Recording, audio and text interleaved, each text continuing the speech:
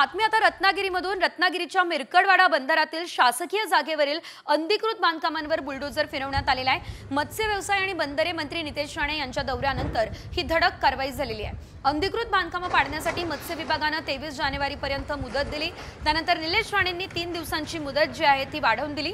यानंतर मोठ्या पोलीस बंदोबस्तात अवैध बांधकाम पाडण्यात आले। या कारवाईमुळे 2 दिवस मिरकडवाडा बंदरातील मासे विक्री बंद राहणार आहे।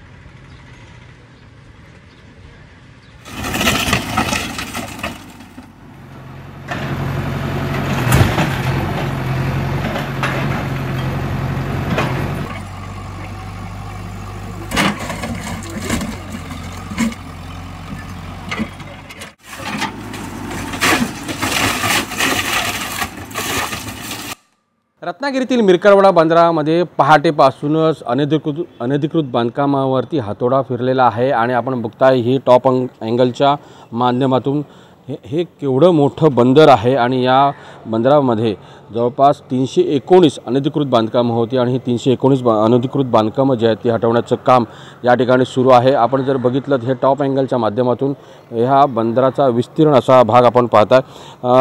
मत्स्य व्यवसाय आणि बंदर मंत्री नितेश राणे यांच्या रत्नागिरी दौऱ्यानंतर ॲक्शन मोडवर आलेलं आपल्याला पोलीस खातं तसं मत्स्य व्यवसाय खातं आपल्याला पाहायला मिळतं।